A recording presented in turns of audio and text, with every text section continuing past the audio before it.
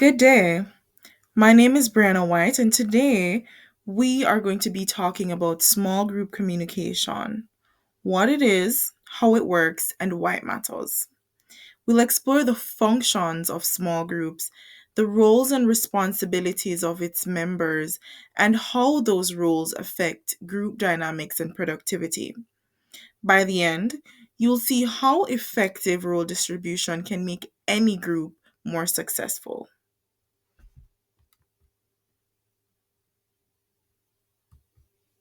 Okay, so firstly, let's start with what is small group communication?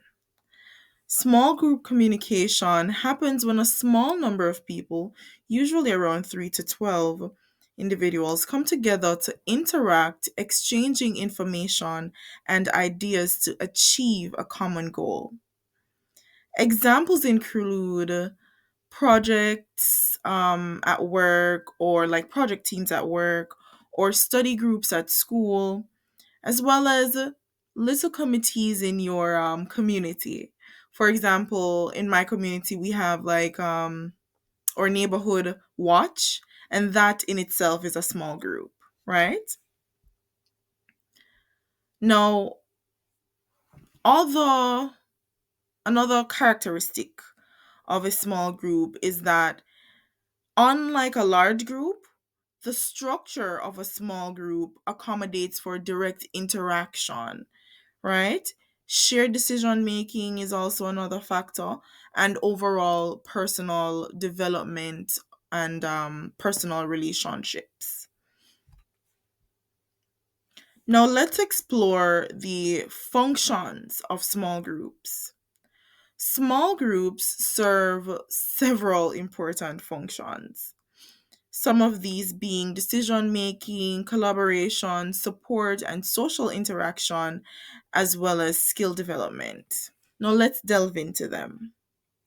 Now, decision making, and by extension, problem solving, facilitates groups by allowing them to work together to find solutions to challenges, by discussing options and choosing the best course of action. Secondly, we have collaboration.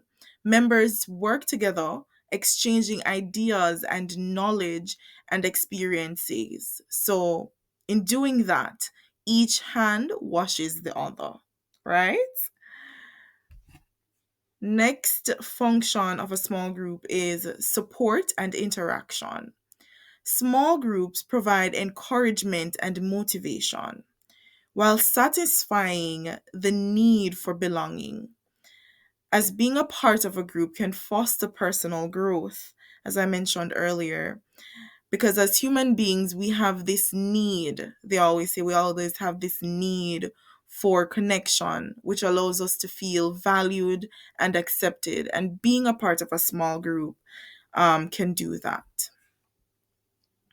Lastly, I'd like to talk about the skill development aspect of small groups, because members are actively learning and developing communication skills and leadership skills, as well as teamwork, right? Now, for example, when I was younger, I was actually quite shy, and my first grade teacher was adamant that I join her dance group. Of course, after being a part of that group for some time, it gave me confidence to express myself, which later led to me having developed, soft skills, which is what we usually call them, right? Soft skills, which includes leadership skills and communication skills, public speaking, amongst other skills. So that was one of the main benefits I had gotten from being a part of that particular group, right? And that's just a little tidbit about how the functions of small group can enable us to blossom and develop skills. Next, we will be discussing the roles and responsibilities of members in a small group. Now, in every small group, members take on roles that help the group to stay organized and achieve its goals. Here are some of the key roles. Now, the leader guides the direction of the group. They ensure that tasks are completed on time and provides motivation and support, right?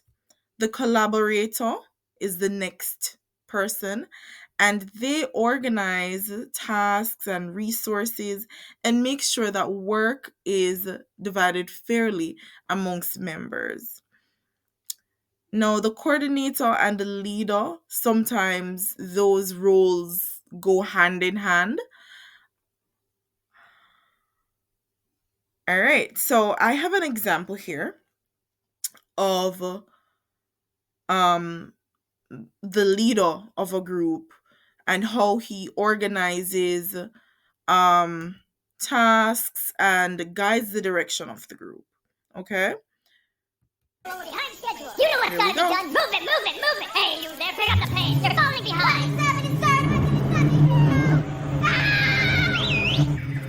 Come on, let's go. Everyone, pull together. We've got a threat to on our hands. You there. Here we go.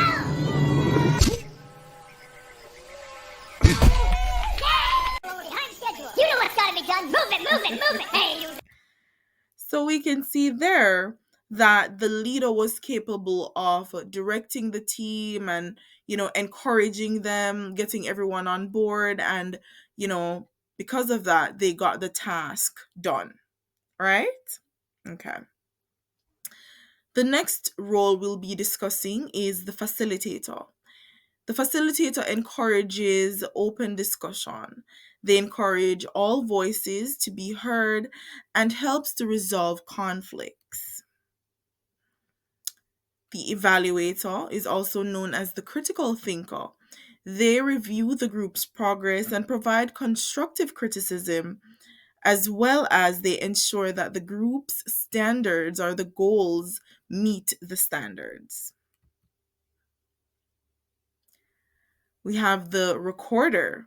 Now, this person may seem like they're not important, but to me, they're one of the most important members of the team because they ensure that things stay on track and everything is documented, right? So the recorder documents key ideas, decisions, and actions, and they also keep a record for the group's reference.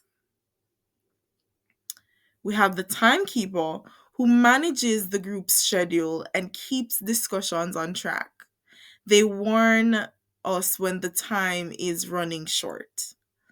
And you always have that one person in the group who's just ensuring that, okay, we're staying within the time, and that helps us to be more productive.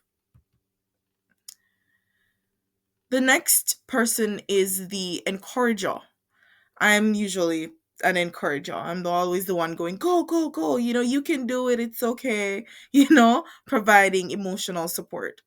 So the encourager provides motivation and emotional support, celebrating achievements, and helps to maintain a positive group atmosphere. And the next role is the dominator. So, the encourager encourages, but the dominator, they try to control the group discussion and criticizes others' ideas without offering solutions, or may reject majority opinion just to oppose it. Right? So they're the negative Nancy's of the group. All right. So I have an example here of the leader in a group, the opposer, and just like team dynamics being played out. I hope you enjoy it. Narito na. Wimpo!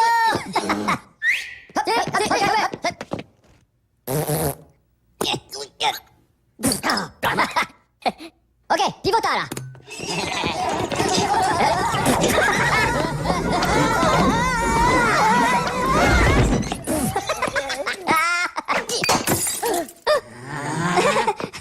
Pomelo? Chua! Narito na.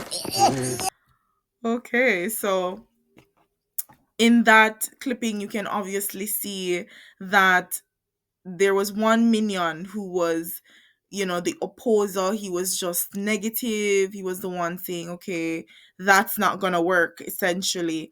That would be the dominator, right? And of course you have the leader who was on top, basically directing the rest of the team, encouraging them to,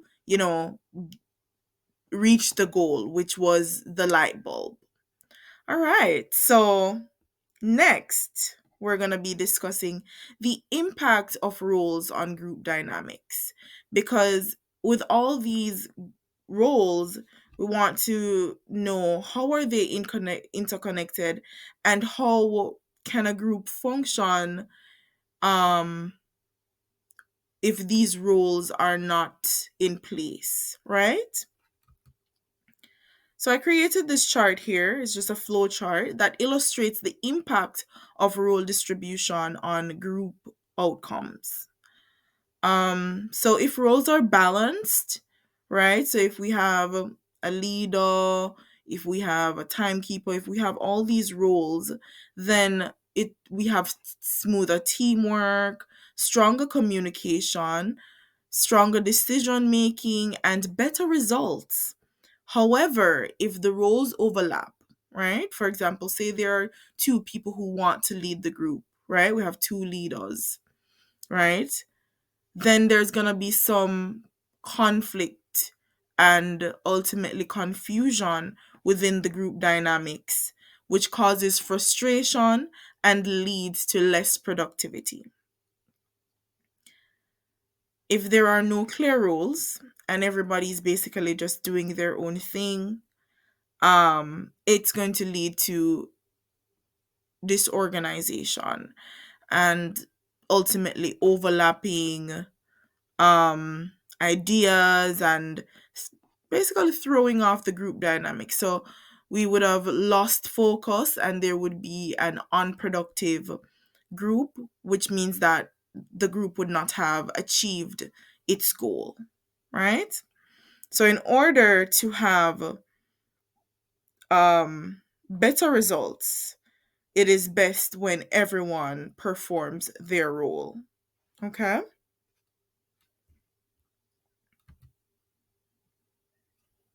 Look at that. We're already at the conclusion. So, in conclusion, small groups succeed when members actively perform their roles and when responsibilities are shared fairly and each member performs their role. It limits confusion and contributes to higher group success. And I have my references here. Thank you so much for listening. I appreciate you tuning in. Hopefully you would have learned something or garnered something from this video. Have a lovely day.